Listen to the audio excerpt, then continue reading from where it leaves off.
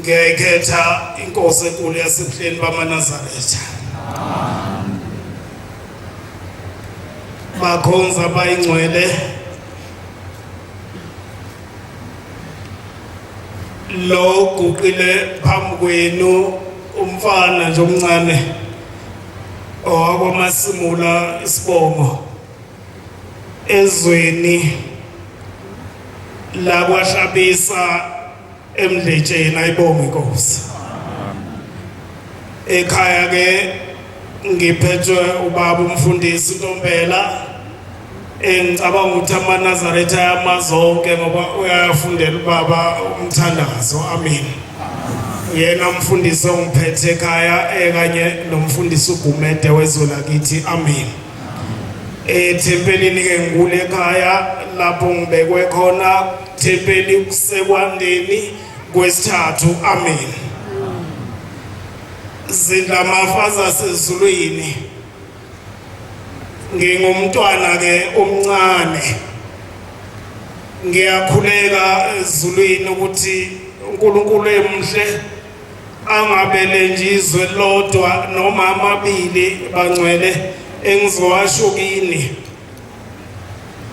aniphilise ngoba la phakathi kwenu kukhona ngishabathe izolo mayilanga lingakashoni bashisa impepho babikela oyisemkhulu nezalukwazi ukuthi baye Sabatheni bayolanda amazwi okuphila. Ngicela uShemba ngilekelele lokhu nje ngizokusho kubaphilisa abantwana bakhe. Amen.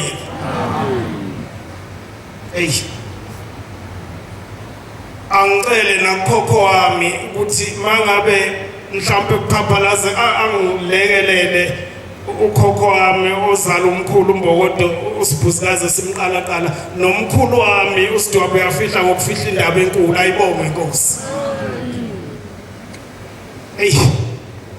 Isihlabelelo 116. Oh yobesa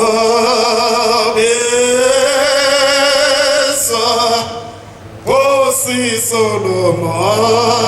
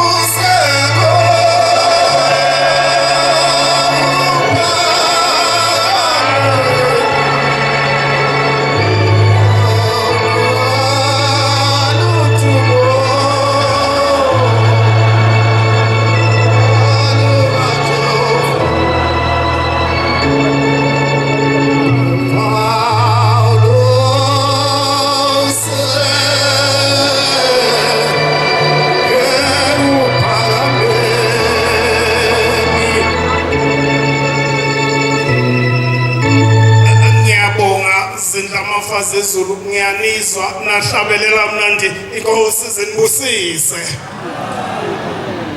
bakhonza bahle sifake lengubo emhlophe lengubo akusiyona ethu maNazaretha ngelinye ilanga kuxoxa omunye umfundisi uthi kwake kwathi kusentabeni yomhlangano endala inhlangakazi bayazi abaningi noma abanye phela befike manje sesisekhena kodwa kwathi kusentabeni yomhlangano inhlangakazi kwase kusuka inkosi ilanga lamalanga yabiza befundisi yababizela lapha edokodweni lapha phansi kwamawa bonke mabefika befundisi beguqa lapha phambi kwesihlalo yasiyaphuma inkosi lapha edokodweni layo mayiphuma yaphuma isino lako lisimangaliso uthi lo mfundisi oxoxa le ndaba uthi abathethisa yayibuza umbuzo wodwa ithi befundisi niyayazi le ngubo enigqokile ithi yaphumaphi ithi ake ningitshele phakathi kwenu ukhona longakhomba uyisemkhulu noma ukhokho wakhe athi wathi abantu abagqoke le ngubo emhlabeni noma kwakhe afundise nje abantu ukuthi abagqoke le ngubo emhlophe sathula asangazi ukuthi somphendula sithini uthi le ngubo eyami uthi nginilande niphuza utshwala nizidakwa uthi nginilande ningamasela nithanda namakhosikazi abantu ninjalo nje nganilanda ngazongeza uthi manje lo msindo lokhu kungcola nomsindo ongaka uphakathi kwebandla lamaNazaretha usukaphi nibe uNkulunkulu anenzela into engakwazi bese ngubo le ngubo umbatwana benkosi esigqokile ifakwe ngisho abangakholwa mase befakwe eboxini isikwe kuthiwa bembezo ngoba ingubo eyokunqoba inqoba ngishithu na ayibonge inkosi angifuni ukwanda kakhulu bengithi umfowethu la uchiliza uzoqhubeka impela nje azavala umshumayela vele sumada ayisebonakele masimu salusuyeka bangcwele njoba ngiguqela uNkulunkulu ungilande kunzimanyana ngiyiwele mina umfowethu khona udla amabele kodwa akekho la uNkulunkulu vele wadonsa mina enganeni zakwethu sibaningi entombini yasemabovini engizalayo sibaningi insizwa nentombi kodwa le insizwa zakithi uNkulunkulu wavele wadonsa mina wangibeka la ngishiwele lamlasala noma ngilibuka liqila kulezinto zomhlaba ngiphatheke kabi kwesinye isikhathi kufika inyembezi kodwa umntakama kodwa yikho into engizoyenza ngelinye ilanga maNazaretha ngifuna uxoxa indaba mhlawumbe izobambili ngempela ngelinye ilanga uShembu inqaba ethu yokucasha nganginenkani kabi maNazaretha ngingafundi ukizwa indaba kaShembu ngale yaminyaka ngakakhona ziningi ivivinyo engangilingwa ngazo kodwa ngendlela okwakulukhuni ngayo ngiyakhumbula inkosi ngelinye ilanga ifika ithi mntana meyani inkani ngathi mina engeke ngisonde kwaShembe mina ngisho esikoleni ngangifundiswe ukuthi uJesu ngisho njani into engamazi ukuthi uJesu uye emhlabeni uye ezulwini indaba kaShembe manje ngizoyiqala ngakuphi ngoba angazi lutho mina hawu mntana meyani inkani baningi abantu befika bangitshela indaba kaShembe ngithathe ngibhekisele uShembe wathi ngizokukhombisa ngomunye unyaka wasengithumelela insizwa ngoba kwakulokuthiwa ngize esabatheni angazi kwasabatha into echazwe ethiweni leyo liyini angazi nje hambo esabatheni hayi ngingayingenile ngelinye ilanga uShembe ngali sabatha ntabama sidlale into zethu zase ziyafika lezi insizwa iphethe inhlokohlela zebhame ezinkulu nezincane ngiyahamba nje emgwaqeni angihambi angimile kahle zafika lezi insizwa zadawo namhlanje lamanqama. Hey, ilanga lase liyoshona. Mazithe lamanqama namhlanje, hayi ngibheke bese ngibuza ukuthi awukwenze njani bafowethu. Abe bethi izandla phezulu. Hayi ngenkani bese ngithi mina hayi angikwenzi lokho. Bonani ukuthi nenze njani. Odawu nenkani namhlanje phela hayi usuke egcineni. Hawe kwase kufika into ethi nje ngejubane. Hey ngasuka maNazaretha. Awu zase ziyasho. Angazi. Awu. Oh baba yimbe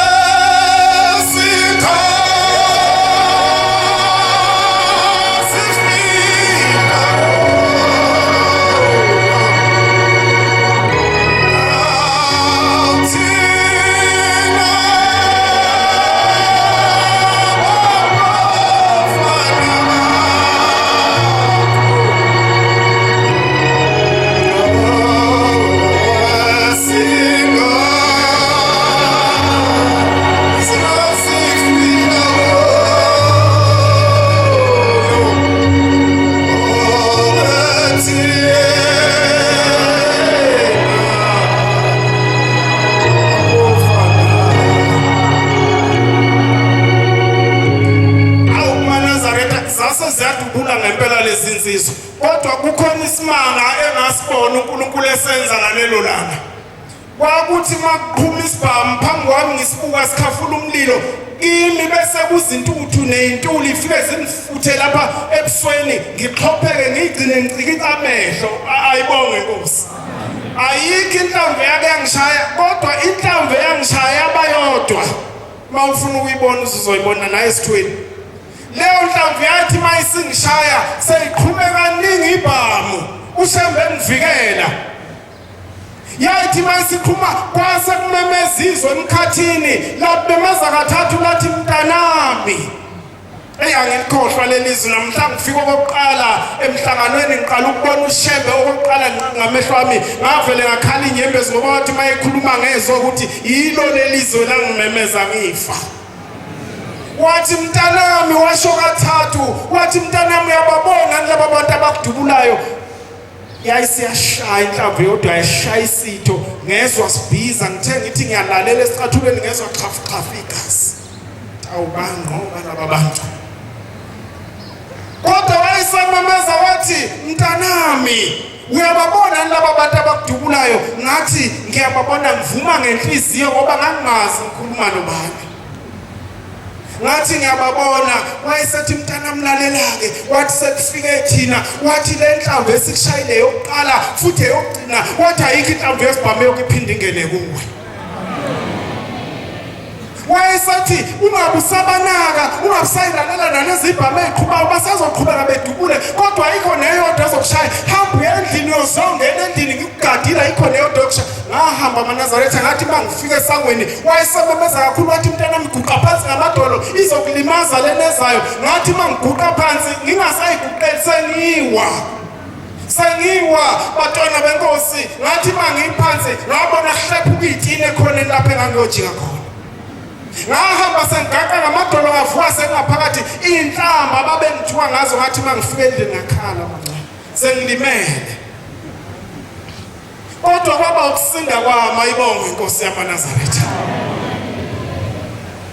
Wafika umntakanhliziyo ezimashumishumi wathi mntanami, wathi uzongisiza ngento eyodwa, wathi mntanami ngifuna uxosha idimoni ngoba ngiyakubona wena unamehlo amaningi avulekile ayabuka athanda kakhulu abantu besifazane. Wathi mntanami lokwehlula idimoni, wathi mina kaShembe ngiyawusuka kuwe, wathi ungalingi udlale ngezingane zabantu, wathi mntanami mawube wayisigila mkhuba ngiyowusuka, wathi kodwa mawuyiqoqile wayiphatha kahle wenza into efanele, wathi ngiyosondela eduze kwakho uzombone ngamehlo.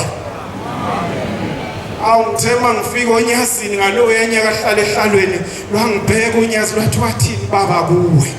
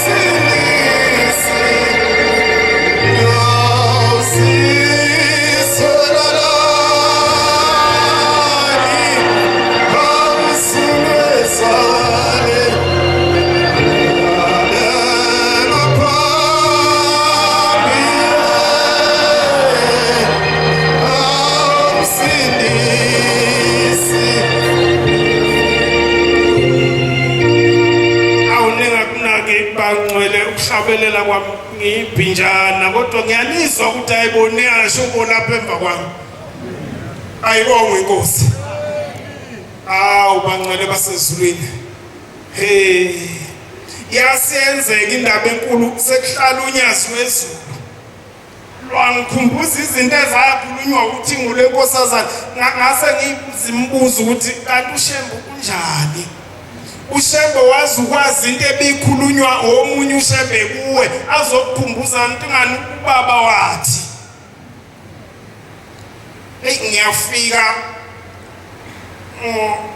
2013 ngihamba nobaba lapha ekhaya uMshumayeli wayese umphathi besikhonzene nje kakhulu idimoni ngisaba idimoni sikhonzene nje kakhulu sihamba ngemonto yodwa imicimbi imshado ngisho umshado mhlanganwa ngangisiniswa uMshumayeli wami uMkhabela ayibonge inkosi ngova lena yikho ekhandwa ngabantu njalo futhi nakhona awuBaNazaretha asiphathe kahle phela uthi umfowethu la uqhiniza ungalokothi ukhulume kabi ngelinye iNazaretha angazi lapha awungifundele ngiyambona umfowethu lapha umbatha iBhayibheli awungifundele umfowethu lapha incwadi kaJohane lapha bancane uJohane oqala ivesi kuzobe le8 nikhona esontweni kaMaNazaretha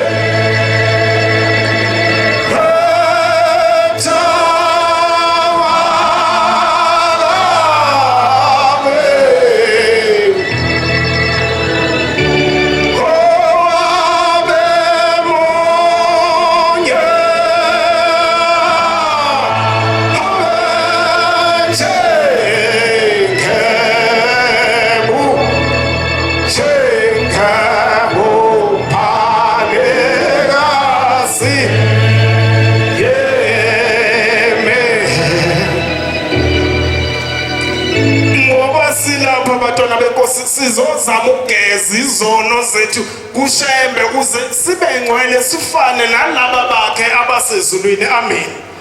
Akekho lungile, kodwa sonke sizofuna insipho uba uyedwa ophethe insipho. Ayibonge inkosi. Ungangifundela baba.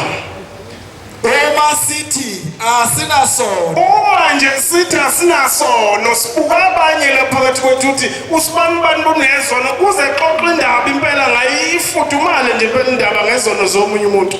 siyazikhohlisa. Siyazikhohlisa nami njalo nawe.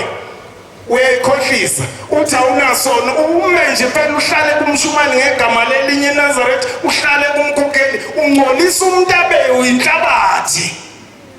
Uzama ube mhle wena, ube ingilosi enhle uGabriel. Qhubeka baba. Iqiniso alikho kuthina. Alikho iqiniso, sikhuluma nje amampunge. Uma sizivuma izono zethu, Kodwa uma siza la ethempelini sizele ukuzovuma izono zethu, thembekile yena, unyazo lwezulu luthembekile bantwana benkosi, ulungile, futhi lulunge kakhulu. uyakusithethelela izono zethu. Uyazosithethelela, siyeke ukuhamba singcofana, umuntu azabe mbabe udaka simngcofa. Ukhona umehlulelo ophelele, ushembe unyazo lwezulu. Senzani manje pho thina? Saxovana kangaka kuhle enganikakhona ivesi elithi uma sixabana singabaka bani, ngoba amaNazaretha athanda sakhwephana kangaka singaba. Mangiphethe lo mphopo nje bese nginaphuza nangumfowethu Makhoba, ngimnikinikise phela mhlawumbe ngimbuqe futhi ngiguqela ngiphatha inkonzo kuze kubone nolapha emuva ukuthi ayisikhala kusibani bani. Ulimi lolapha kakuthiwa ziyakhala. Uyabona inkonzo iphezulu kasibani bani bamphethe bamuka naye uJule. Uzophuma ezweni phela uJule kuma ngisho ebusuku uyaqwasha. Mase bekunikinikiza la. Qwasha ebusuku phela ukuthe ngonyanya. Qhubeka baba. Asithelele izono zethu, asihlanze kukho konke okungalungi. Asihlanze kukho konke okungalungi, ushembe yena yedwa, akekho umunye ophethe leyo nsipho kusihlanza. Uma sithi asonanga, Uma sithi asikaze sone thina la emhlabeni, siyamenza onamanga. sikhanda ushembe unyazo lwezulu sithi ngiyabonga baba inkosi kubusise. Awu baNazaretha, singangcofani. Sengizohlala phansi ngo-2013 luyangena unyazo lwezulu uDisemba. Luma lapha ngihamba nomshumayeli wami la uDinangwe. Seluthi unyazi akeze phela, ngiyasaba wakubizwa mina. Akeze phela singene lapha endlini. Hayi ngiguqe lapha kumshumayeli Dinando, ngicela kuye wena mina ngingane ngiyasaba kuya kuNkulunkulu. Athi hayi masimla kubizwe wena shona khona. Ngahambe bantwana benkosi, mangena la ngaphakathi ngime isikashana avela kuphoseke ekamereni, avele emnyango athi wasala ngilandele. Ngajuluka ngamanzi te. Wangena ekamereni, uyabona makukhulunywa ngephunga kuthiwa lo uphunge lihle, ngalizwa ngalelo langa likhona abaNazaretha incwe. Usethi kimi mntanami, azi le nto mayikhulume. Uthi mntanami ngicela ukukuthuma, ngathuswa yilokho nje mayithi ngicela. Ngane efana nami soni nje sinje ngicela ukukuthuma. Ngithule ngibheke phansi. Angibheka athi uyavuma yini? Ngithi baba. Athi mntanami siyahamba sintabeni nomhlangano. Ethi masifika lapha phezulu kwentaba khona umsebenzi engifuna ukukuthuma wona, khona engifuna ungenzele yona idokodo engizolakha ngihlale kulo lapha entabeni mangifuna ukuphumula, ufuna lakhiwe izandla zakho. Khona ngithule sithi isikhathi manje ngicabanga lento izokwenzeka kanjani manje futhi lento. Ngagcina ngikhohlwa nje ukuthi amen, ngagcina ngathi hawu. Kwethuka abantwana benkosi. izokwenzeka lento uthini manje usethini manje hayi bantwana benkosi angidlule ngoba into eyenzeka lapho ngiyayisaba kodwa sithe sesitabeni sengikwenzile lokho akakushoyo ngelinye ilanga wathumela omunye umshumayeli wathamba umlande uma sihamba umlande kwabuywa nami mangifika lapha ngiguqe eminyango ngiphuma inkosazane ngiyitshele hamba ungibike baba kusengikhona oh ithe isume ngena wayiqhamuka eminyaka kade ngibonile mayefika uthi sese eKenana umuzi lo nganeni ibambisana uma silapho phambi kwemvrande wendlu yakhe abesethi mntanami labafana kade usebenza nabo umsebenzi wami lwade niwenza ngizocela ungithathele bona nihambe akhombe pheshe ethi nansi intaba engizokhonza kuyo namaNazaretha ami athi ngifuna uhambe ufike lapha ufike ungakheli ipulpit inkonzo engizoyibamba khona ngifuna lelo pulpit elimiswe uwe hey ngithi baba athi uzwile ngithi baba bese kulungile hambani bese ngiyasuka ngihambe ngoba phela ngangingedwa kodwa usho nalabo engizobe ngihamba la ngifike ngibathinte bese siyahamba masifika lapha nangumshumayeli uyasiphelezela masifika lapha fika ngibone lokho akade kushila ukuthi kuzoqala la kube la usebenza abantu bese ngifica amatshe le ntaba njengoba niyazi iwukhalo nje awandila amatshe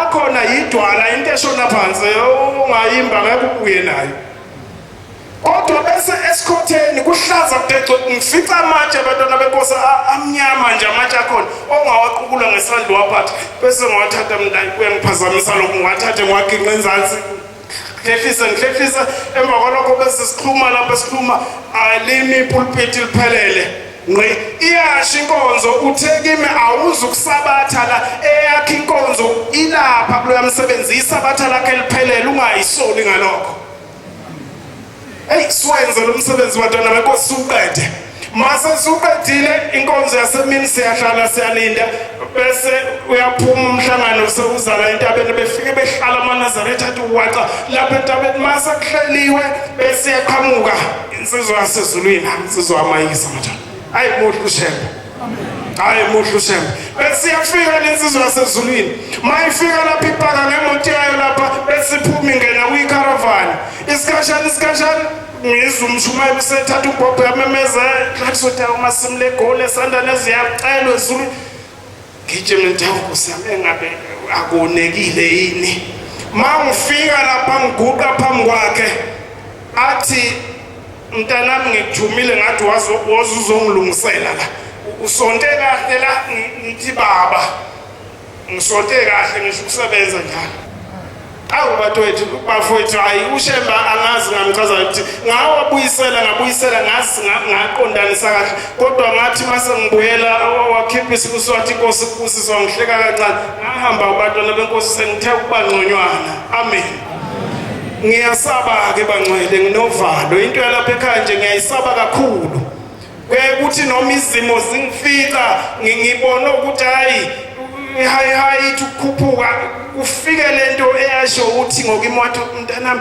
uzungisize nje ubusula ungalwi othula noma ngathiwa kwenzakala ulale phansi ongcono uyokhala endlini ubikele mina kubenzeni hey ngiyacela abantwana benkosi nanje ninonke eMaNazaretha ukuthi awu lapho umuntu ephaphalaza khona awunithethelele ngiyayicelela intethelelo amen sibe nje amakholo sithandana noma sihlangana kuphi sibingelelane sinqobole kube mnandi hayi lento ukubukana kabi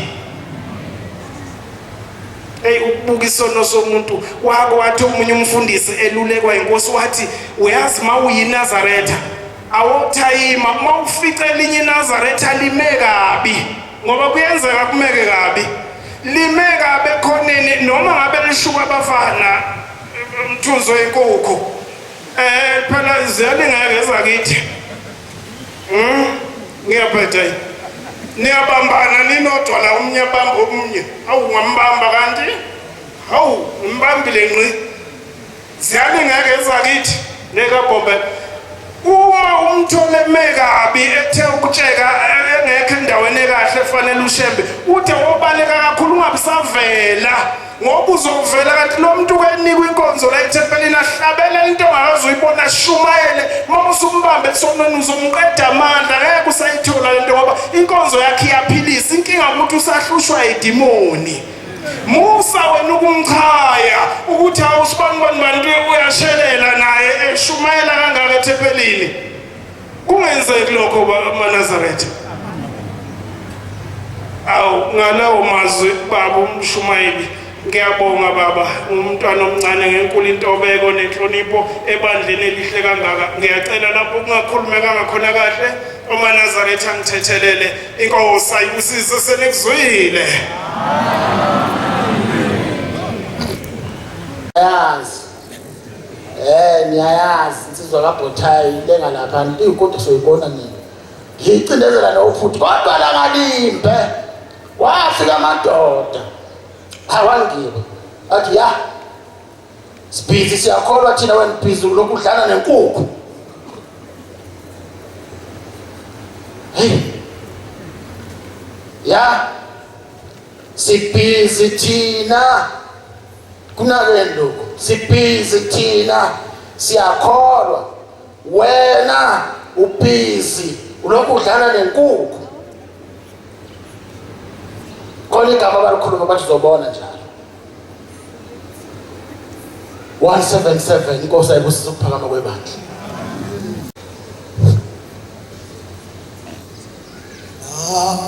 apho suwabisa abanye